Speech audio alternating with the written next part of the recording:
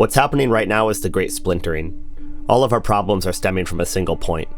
Life as a human being in America has become untenable by the majority of metrics that matter the most. Financially, you have a generation coming of age that is realizing that there is nothing left for them. People seem to be willing to work a job that they dislike in exchange for a stable income and a home, and conversely, people appear to be willing to accept lower pay in exchange for a job that brings them meaning. But now we inhabit a reality in which neither of those agreements continue to hold much water. Our current paradigm now seems to expect its citizens to accept the worst of both. Now, your dry, passionless, wasted days on Earth are not even reimbursed with a full bank account and a warm wooden box to live in. And if you want to follow your pie-in-the-sky dreams and do something brand new, well, no one is stopping you, but good luck and prepare to sacrifice everything. For millions of people in this country, day-to-day life consists of standing under unnatural fluorescent lighting, counting down the hours until they can go home and do it all over again. You simply cannot force a human mind, full of limitless beauty, desire, exploration, creativity, and potential, into that environment and expect it to flourish, and you cannot expect it to stay there either. The social contract that has bound our society together for the last 100 or so years is being held up in the faces of its people and slowly torn in half. How can you expect a generation of young people who grew up in a time of extreme abundance and cutting-edge human technical achievement, where the only reason for the majority of our biggest problems was greed, to look at what they're being offered and think anything other than, fuck that? Young people aren't stupid. They know that they only have this life and that they're at the age where the decisions they make now will affect the trajectory of their lives the most. This next part is a bit of generalization, sure, but it's not untrue. Those who grew up in the suburbs see the banality of a repetitive cookie-cutter life and the soullessness of the pursuit of material possessions and financial gain, now without even the possibility that they too could have that life if they wanted it. Those who grew up in the inner cities of our country see a government that doesn't care about them, no high-paying jobs, and communities rocked by addiction and heartbreaking violence on a daily basis, perpetrated by a generation of kids who never had a chance and don't see any way out. Those in the heartland see their jobs sent overseas or their industries replaced by technology with nothing offered in its place. Hard-working physical laborers doing important jobs are feeling left out and unrepresented and are often labeled as a problem. Poverty has shown its ugly face here as well, with some of the most gut-wrenching poverty being found in the most rural parts of our nation. All of these people have the same two problems. They don't have purpose, and they don't have resources. It is my contention that the human being needs both to thrive, but it can survive without one, and it will die without either. There is no excuse for poverty in America. We are the wealthiest nation in the history of the human species, full stop. I think we all know that. As if that wasn't already a recipe for unrest, let's crack another splinter just to really send it off a cliff: social media. For the last 15 to 20 years, we have been diligently reinforcing and addicting ourselves to our most basic, most foundational, and most destructive lizard brain instincts. If we make it out of this nuclear age alive, human beings will look back at the era of algorithmically driven content as one of, if not the most destructive periods in human history. Please subscribe. Every time we look at social media, we are feeding our vanity, ego, tribalism, judgment, jealousy, and the need for acceptance and instant gratification. After about a decade of that, it might not be too difficult to imagine a society where people don't really hang out that much anymore, and if there was still a cultural thread holding fast, we had a nice pandemic come through to pluck it off.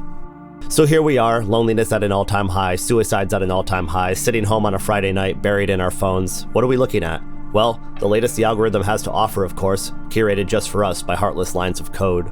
We can now all occupy entirely separate media spheres, each unaware of the sentiments of the other. Can you believe this liberal said this? Can you believe this Republican said that?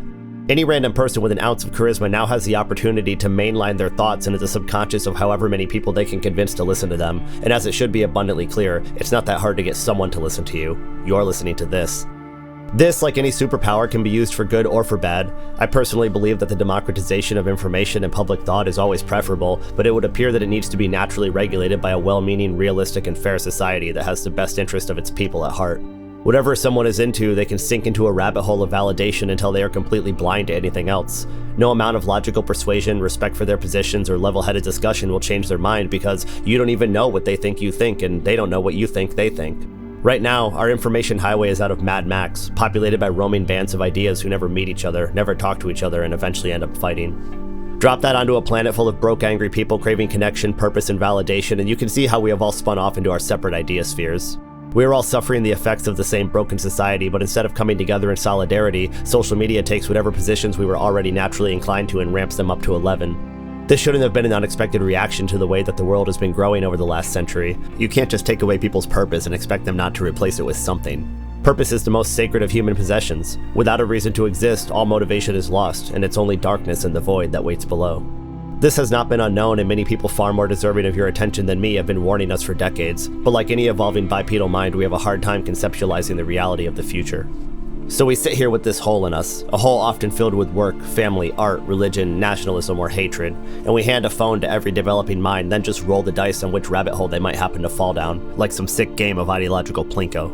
I mean, it's a great time to learn things, and some will fall down that hole. They'll use the internet to innovate, create, and build, but many more of us will fall down ideological ones, where they can find someone to blame for their unhappiness. You see it on the right, where crowds of people are handed and proudly display signs reading mass deportation now in your classic display of xenophobia and racism. And you see it on the left, where students are blocked from attending class over a war that they have nothing to do with. This also eventually dissolves into xenophobia and racism.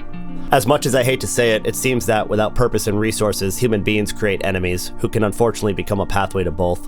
The fundamental truth is that we are all basically the same, but our Paleolithic programming is still far too strong in enough of the population for us to see that. I fear that the recent assassination attempt broke whatever thin veneer of civility we had been absent-mindedly holding on to. It's a strange thing when everyone sees what's coming, no one wants what's coming, and we all just continue marching towards it anyway. If any alien species ever hears this, I want you to know that I think humans are weird too. I don't have any answers, but I think that right now, it's important for the people who are able to extend love and compassion to do it whenever possible.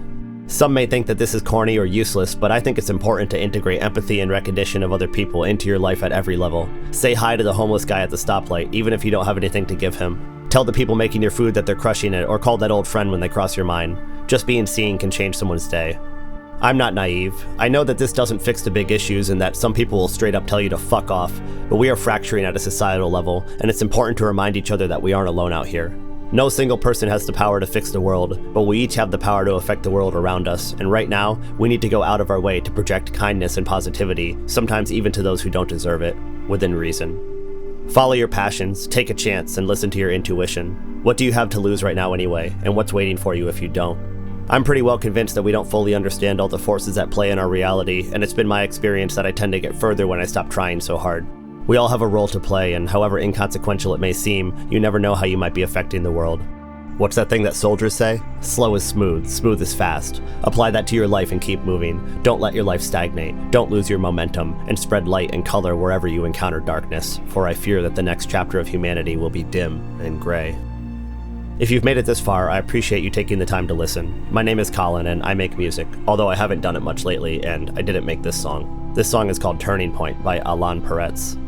Lately, I've been finding myself with lots to say and no one to say it to, and something inside me has been telling me to put my thoughts out into the world and let them land where they may, so this is just me following that intuition. In times of uncertainty, kindness is a rebel. Do something kind today. Peace.